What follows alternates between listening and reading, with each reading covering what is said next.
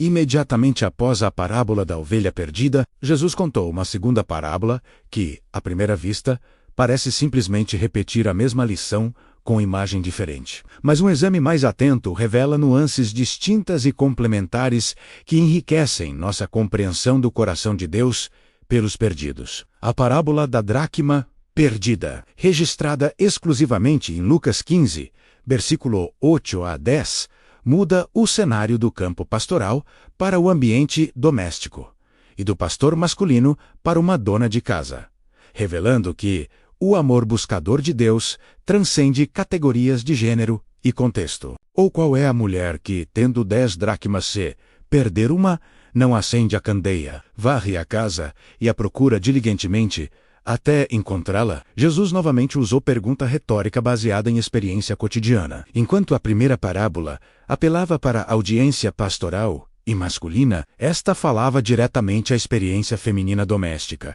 demonstrando que verdades do reino são acessíveis e relevantes para todos, independentemente de gênero ou contexto social. Uma dracma era moeda de prata grega equivalente a um denário romano, menos aproximadamente um dia de salário de trabalhador comum. 10 dracmas, portanto, representavam cerca de 10 dias de trabalho, quantia modesta, mas significativa para a família comum. Para colocar em perspectiva contemporânea, seria equivalente a talvez 1 ou 2 semanas de salário, não fortuna, mas dinheiro que não pode ser facilmente perdido, sem consequência real. Há debate erudito sobre o significado específico destas 10 dracmas. Alguns sugerem que eram dote da mulher, propriedade pessoal trazida ao casamento, frequentemente usada como ornamento em colar ou headpiece, com valor não apenas monetário, mas sentimental e simbólico. Perder uma dracma de tal colar seria como perder pedra preciosa de anel de noivado. Menos a perda financeira seria real, mas o valor emocional e simbólico seria ainda maior. Outros interpretam as 10 dracmas simplesmente como poupança familiar, reserva financeira modesta que, família de classe trabalhadora, havia acumulado cuidadosamente. Perder 10% desta poupança seria golpe significativo para a economia doméstica precária, independentemente da interpretação específica. O ponto permanece. A perda era significativa o suficiente para justificar busca diligente. E a resposta da mulher foi imediata e determinada. Acende a candeia. Casas palestinas típicas do primeiro século eram estruturas simples, frequentemente consistindo de cômodo único, com poucas ou nenhuma janela. Durante o Geoluth era limitada. Encontrar moeda pequena no chão escuro seria desafio considerável. Acender lâmpada de azeite fornecia iluminação necessária para a busca eficaz, embora consumisse azeite que tinha custo próprio. Varre a casa. Chãos eram tipicamente terra batida ou pedra simples, frequentemente cobertos com palha ou junco. Varrer não era meramente passar vassoura superficialmente, mas busca sistemática e completa, movendo cada item, verificando cada canto, perturbando cada camada de cobertura de chão onde moeda poderia estar escondida, e a procura diligentemente até encontrá-la. A palavra grega traduzida diligentemente, epimelos, sugere cuidado meticuloso, atenção focada e persistência determinada. Não foi busca casual ou desistência fácil quando não encontrada imediatamente. A mulher continuou sistematicamente, exaustivamente, até encontrá-la. A intensidade e determinação da busca são notáveis. A mulher não raciocinalizou. Bem, eu ainda tenho 9 dracmas. Posso absorver a perda de uma? Não aceitou perda como inevitável ou busca como esforço inútil. Não se distraiu com outras tarefas. Ela focou singular e totalmente na recuperação do que foi perdido. E, tendo-a achado, reúne as amigas e vizinhas, dizendo: alegrai-vos comigo, porque achei a dracma que eu havia perdido. Quando finalmente encontrou a moeda, sua resposta não foi simplesmente alívio privado ou satisfação quieta. Como pastor com a ovelha recuperada, ela convocou celebração comunitária. Reúne as amigas e vizinhas, especificamente mulheres de sua comunidade, suas companheiras no trabalho doméstico diário, aquelas que compreenderiam imediatamente o significado da perda e da recuperação. Ela transformou o momento pessoal em celebração compartilhada. Alegrai-vos comigo, convite para participação ativa em sua alegria. Ela não estava meramente anunciando boa notícia. Estava convidando outras a experimentarem com ela a felicidade da recuperação. A alegria era tão grande que pedia expressão comunitária, porque achei a dracma que eu havia perdido. Nota-se o pronome possessivo. A dracma que eu havia perdido, como o pastor que falou de minha ovelha. A mulher enfatizou o relacionamento pessoal com o que foi perdido. Não era moeda genérica, mas sua moeda, parte de sua propriedade, pertencente a ela. Jesus então aplicou a parábola. Eu vos afirmo que de igual modo há júbilo diante dos anjos de Deus por um pecador que se arrepende. A aplicação é virtualmente idêntica à da parábola da ovelha perdida, reforçando a mesma verdade central.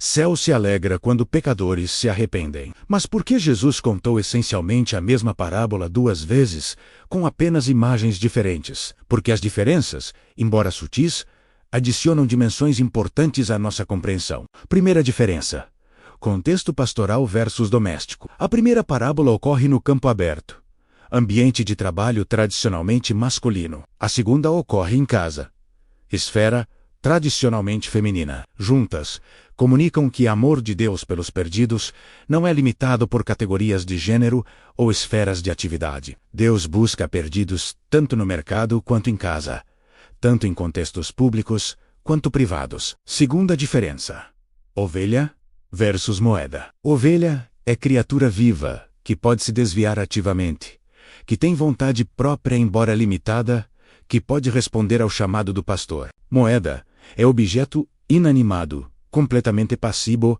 incapaz de qualquer ação própria. Esta diferença pode representar graus variados de responsabilidade humana em estar perdido. Alguns se desviam ativamente através de escolhas deliberadas como ovelha. Outros são vítimas de circunstâncias, nascidos em situações que os colocam fora do reino, através de nenhuma escolha consciente própria, como moeda. Terceira diferença: perder-se versus ser perdido. A ovelha se perdeu, verbo na voz média ou reflexiva, sugerindo algum grau de agência própria. A dracma foi perdida, voz passiva indicando que não teve papel em sua própria perda. Isto reflete a realidade de que algumas pessoas são perdidas através de suas próprias escolhas rebeldes, enquanto outras são perdidas através de negligência de outros sistemas injustos ou simplesmente nunca tendo ouvido o evangelho. Quarta diferença: procurar em deserto versus procurar em casa. O pastor vai ao deserto,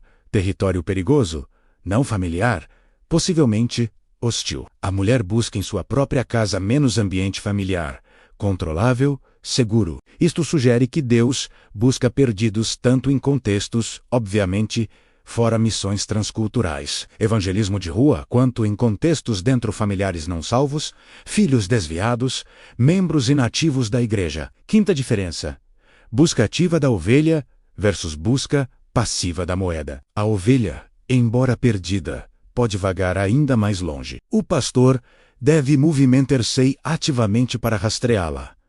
A moeda permanece onde caiu. A mulher deve criar condições a acender luz, varrer onde pode ser descoberta. Isto reflete diferentes metodologias evangelísticas.